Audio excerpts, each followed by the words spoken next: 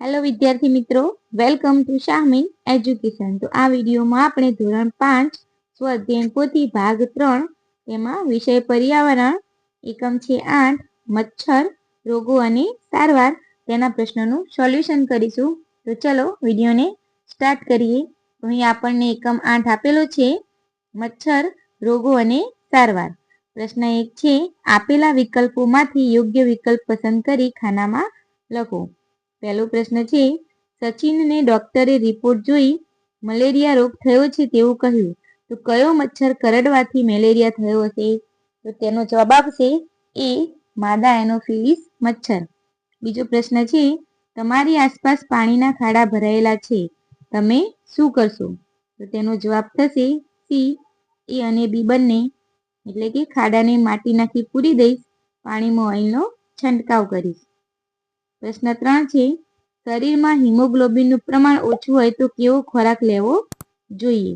તો આનો જવાબ થશે ડી આપેલ તમામ. એટલે કે ગોળ, આમળા અને બીટ, લીલા પાંદડાવાળા શાકભાજી.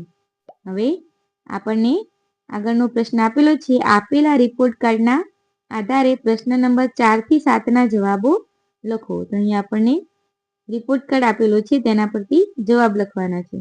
તો રિપોર્ટ કાર્ડ 2 માં મેલેરિયાના જંતુઓની હાજરી જણાય છે, તો તે રોગના ચિહ્નો કયા છે? તો તેનો જવાબ થશે બી ઠંડી અને ધ્રુજારી સાથે તાવ. પાંચમો પ્રશ્ન છે રિપોર્ટ કાર્ડ 1 અને રિપોર્ટ કાર્ડ 2 જુઓ અને તેના આધારે યોગ્ય વિકલ્પ પસંદ કરો. તો તેનો જવાબ આવશે એ રિપોર્ટ કાર્ડ 1 પાંડુ રોગનો છે અને રિપોર્ટ કાર્ડ 2 મેલેરિયા રોગનો. હવે આગળ પ્રશ્ન 6 છે રિપોર્ટ કાર્ડ 1 અને રિપોર્ટ કાર્ડ 2 જુઓ અને તેના આધારે યોગ્ય વિકલ્પ પસંદ કરો. તો તેનો જવાબ થશે બી રિપોર્ટ કાર્ડ 1 માં પાંડુ રોગની ઓળખ છે, જ્યારે રિપોર્ટ કાર્ડ 2 માં રોગની ઓળખ ઠંડી અને ધ્રુજારી સાથે તાવ છે. આગળનો પ્રશ્ન છે 7 રિપોર્ટ કાર્ડ 1 અને રિપોર્ટ કાર્ડ 2 જુઓ અને તેના આધારે યોગ્ય વિકલ્પ પસંદ કરો. તો તેનો જવાબ થશે સી એ અને બી બંને સાચા છે. આગળનો પ્રશ્ન છે 8 બે રિપોર્ટ કાર્ડ આપેલા છે, બે રિપોર્ટ કાર્ડમાંથી કયા રિપોર્ટ કાર્ડમાં આરતીના શરીરમાં હિમોગ્લોબિનનું પ્રમાણ યોગ્ય છે? તો તેનો જવાબ થશે બી રિપોર્ટ કાર્ડ 2. હવે અહીં આપણને પ્રશ્ન 2 આપેલો છે અહીં પાંડુ રોગ અને મેલેરિયા રોગને લગતી વિગતો ભેગી થઈ ગયેલ છે. જે પાંડુ રોગને લગતી હોય તેમાં લાલ રંગ પૂરો, જ્યારે મેલેરિયાને લગતી હોય તેમાં કાળો રંગ પૂરો. તો અહીંયા મેં પાંડુ રોગમાં લાલ રંગ અને મેલેરિયામાં બ્લુ કલર પૂરેલો છે, તમે તમારે બ્લેક કલર પૂરવાનો છે. તો પહેલું છે હિમોગ્લોબિનનું પ્રમાણ ઘટી જવું, તો તે પાંડુ રોગ આવશે. ડોક્ટર દ્વારા ગોળ અને આમળા ખાવાની સલાહ આપવી તો પાંડુ રોગ. ઠંડી અને ધ્રુજારી સાથે તાવ આવે છે તો મેલેરિયા. ડોક્ટરે બીટ ખાવાની સલાહ આપી તો પાંડુ રોગ. માદા એનોફિલિસ મચ્છર કરડવાથી રોગ થાય છે તો મેલેરિયા. આ રોગના જીવાણુઓથી બચવા મચ્છરદાનીનો ઉપયોગ કરવો તો મેલેરિયા. હવે આગળ પ્રશ્ન નંબર 3 છે તમારી આસપાસ કોઈ પાણીની ટાંકી કે ખાડો હોય જેમાં પાણી ભરાયેલું હોય તેનું અવલોકન કરો અને તેના આધારે નીચેના પ્રશ્નોના જવાબ આપો. પહેલો પ્રશ્ન છે તેમાં તમને મચ્છરના પૂરા દેખાય છે? તો ના. બિલોરી કાચની મદદથી જોતા તેમાં તમને પૂરા દેખાય છે? તો હા. આ પૂરા પડવા પાછળનું કારણ કયું હોઈ શકે? તો પાણીની ટાંકી ખુલ્લી હતી તેથી. આ પૂરા શું છે? તો તે મચ્છરના બચ્ચા હોય છે. આ પૂરાનું આગળ જઈ શું થશે? તો આ પૂરામાંથી મચ્છર બનશે. આ પૂરા પાણીમાં કેવી રીતે આવ્યા હશે? તો આ પૂરા મચ્છરોએ પાણીમાં મૂકેલા ઈંડામાંથી આવ્યા હશે. હવે આગળ પ્રશ્ન નંબર 4 છે પ્રશ્નોના જવાબ લખો. પહેલો પ્રશ્ન છે માખીઓ કઈ રીતે રોગનો ફેલાવો કરે છે તે જણાવો. તો તેનો જવાબ છે માખીઓ ગંદી જગ્યાએ બેસે છે અને પછી ત્યાંથી આપણા ખુલ્લા ખોરાક પર બેસે છે, તેથી તેના બેક્ટેરિયા ખોરાક પર આવે છે અને રોગનો ફેલાવો થાય છે. બીજો પ્રશ્ન છે તમે ક્યારેય બિલોરી કાચનો ઉપયોગ કર્યો છે? તેનાથી શું જોયું હતું? તો તેનો જવાબ છે હા, મેં બિલોરી કાચનો ઉપયોગ કર્યો છે. મારા ઘરના આંગણામાં રેતીનો ઢગલો પડ્યો હતો. મેં બિલોરી કાચના ઉપયોગથી રેતીના નાના નાના કણ જોયા હતા. હવે આગળ ત્રીજો પ્રશ્ન છે મચ્છરો કઈ ઋતુમાં વધારે હોય છે? કેમ? તો તેનો જવાબ છે મચ્છરો ચોમાસાની ઋતુમાં વધારે હોય છે, કેમ કે ચોમાસાની ઋતુમાં હવામાન વાતાવરણ ભેજવાળું હોય છે અને નાના નાના ખાબોચિયા ભરાયેલા હોય છે. પ્રશ્ન 4 છે, તમારી આસપાસ મચ્છરનો ફેલાવો ન થાય તે માટે તમે કેવા પ્રયત્ન કરશો? તો આનો જવાબ છે અમારા ઘરની આસપાસ ખાબોચિયા ભરાવા નહીં દઈએ અને તેને પૂરી દઈશું. આ ઉપરાંત જંતુનાશક દવાનો પણ છંટકાવ કરીશું. ઘરમાં પાણીની ટાંકી, ફ્રીજની પાછળનું ઢાંકણું, કુલરનું પાણી બદલીશું અને ચોખ્ખા રાખીશું. આગળનો પ્રશ્ન 5 છે, તમે જ્યાં લીલ જોઈ હોય તે સ્થાનનું નામ લખો. આ લીલ ત્યાં કેમ થઈ હશે? તો અમે અમારા જૂના ઘરની પાણીની ટાંકીમાં લીલ જોઈ.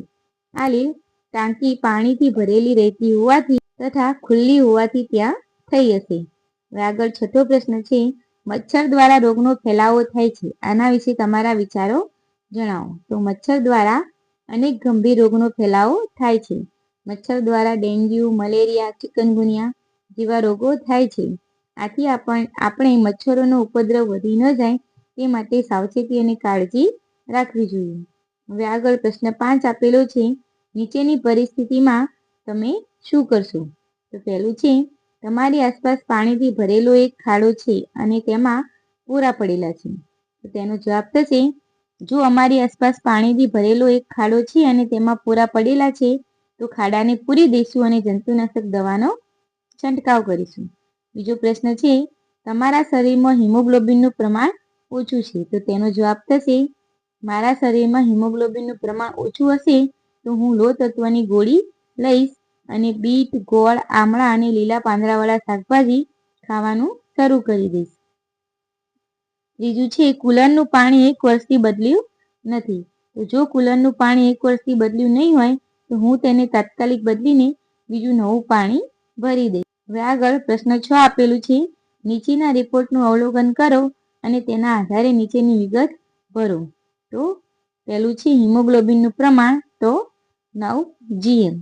બીજું છે હિમોગ્લોબિનનું પ્રમાણ યોગ્ય છે કે નહીં, તો નહીં. ટોટલ આરબીસી તો 3.96. ટોટલ ડબલ્યુબીસી તો 11,100 અને આરડીડબલ્યુ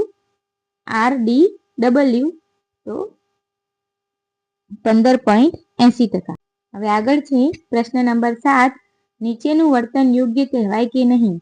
હા કે ના જણાવો.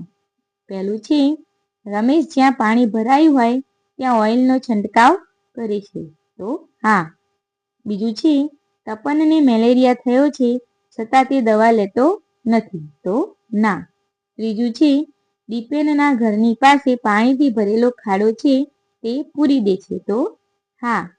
ચોથું છે, જયેશ તેની પાણીની ટાંકી અને કુલરનું પાણી નિયમિત સાફ કરે છે. તો હા.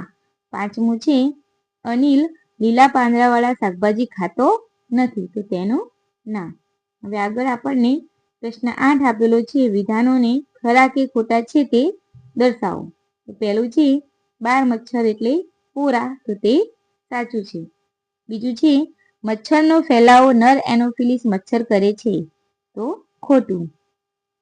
ત્રીજું છે, લોહીની અંદર રહેલી વિગતો જોવા માટે સૂક્ષ્મદર્શક યંત્રનો ઉપયોગ થાય છે. તો સાચું. ચોથું છે, શરીરમાં હિમોગ્લોબિન ઓછું હોય તો પાંડુ રોગ થાય છે. સાચું. પાંચમું છે, મેલેરિયાના જંતુઓની શોધ રોનાલ્ડ રોસે કરી હતી. તેનો જવાબ છે સાચું. હવે આગળ આપણને પ્રશ્ન 9 આપેલું છે, નીચેના જોડકા ઉદાહરણ મુજબ જોડો. તો મેલેરિયા તો માદા એનોફિલિસ મચ્છર, હિમોગ્લોબિન પાંડુ રોગ, લીલ લપસી જવું અને 12 મચ્છર તો પોરા. હવે અહીંયા છેલ્લે આપણને પ્રશ્ન 10 આપેલો છે, આપેલી વિગતોના આધારે ખાનામાં રોગનું નામ લખો. જુઓ અહીંયા લીલા પાંદડાવાળા શાકભાજી ખાવાની સલાહ, હિમોગ્લોબિન ઓછું, બીટ ખાવાની સલાહ, 12 થી 16 gm શરીરમાં હોવું જરૂરી. તો તે છે પાંડુ રોગ. હવે અહીંયા છે ઠંડી અને ધ્રુજારી સાથે તાવ, માદા એનોફિલિસ મચ્છરનું કરડવું, મચ્છરદાની ઉપયોગ, પાણી ભરાયું હોય ત્યાં ઓઇલનો છંટકાવ. તો આનો જવાબ થશે મેલેરિયા. તો અહીં આપણે એકમ 8 મચ્છર રોગો અને સારવાર અહીંયા પૂર્ણ કરીએ છીએ. તો વિડીયો ગમ્યો હોય તો વિડીયોને લાઇક, શેર અને સબસ્ક્રાઈબ કરવાનું ભૂલતા નહીં.